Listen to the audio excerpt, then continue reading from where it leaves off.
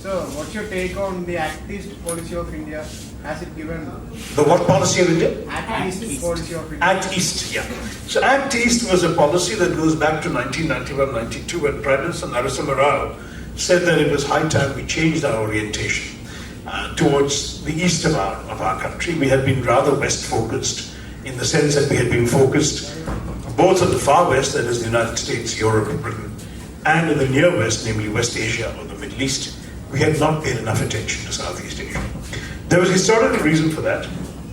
During the Cold War and during the Vietnam War, many of the countries of Southeast Asia were allied with the United States. And India, in pursuance of its non-alignment policy, felt that it should not be part of any alliance. We felt for 200 years foreigners had been making decisions for us.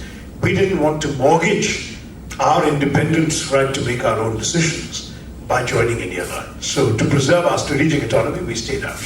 And so since on the east of us were countries that were already taking sides in the Vietnam War, you were either Vietnamese, Laos, Cambodia, China, the Soviet bloc, or you were Thailand, Malaysia, Indonesia, Philippines, and so on, the American bloc and the Western bloc. And as a result, India stayed away from that. It didn't get involved on either side. It may have been a mistake because when the ASEAN organization was created, the Association of Southeast Asian Nations, many of those nations wanted India to be part of ASEAN. And they came to us in 1965 and we said, no, we're not interested, which with hindsight was probably a mistake.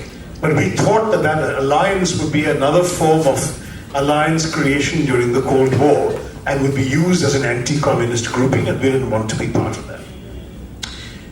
By 1991, a number of things happened. Vietnam War was long over. The Cold War itself finished by 89-90 with the collapse of the Soviet Union. The US alliances no longer were relevant. And ASEAN had spent the intervening 3 decades, 2.5 decades, being a very powerful regional organization.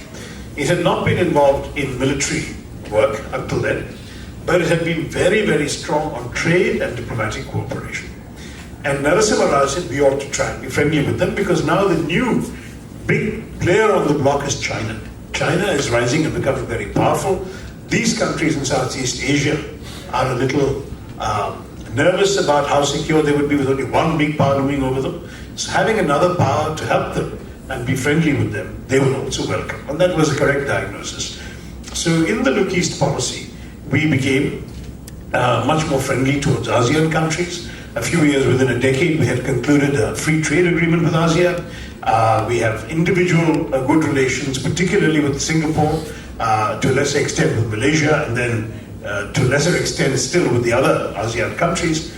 But now even Vietnam, Laos, and Cambodia are part of ASEAN. So the entire ASEAN relationship is important. There are some people of Indian origin in those countries who are citizens of those countries. There is good trade links, and increasingly our common areas of interest show that we don't have any major issues that divide us in the region or beyond.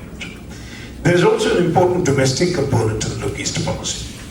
Our Northeast has been traditionally rather neglected in India's development.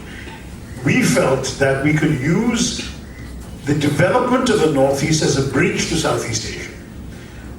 To give you one example, one of the most important projects conceived by the former UPA government, which is still carrying on, has not been fully implemented yet, is to increase land and river connectivity, road, rail and river, down to Southeast Asia, from the northeastern states of India, through Myanmar, down to Thailand, Malaysia, and thereby connecting to the rest of the region. It's a very interesting scheme, very ambitious, costs a lot of money, and implementation has not always been our strong point. So we have been able to do what we can with that, but we can't honestly claim that we have done a very rapid or efficient job, but that would be also part of Look East. Look East would become also a means of developing India's northeastern states and giving them a certain trade connectivity and travel connectivity and even cultural connectivity to countries of Southeast Asia.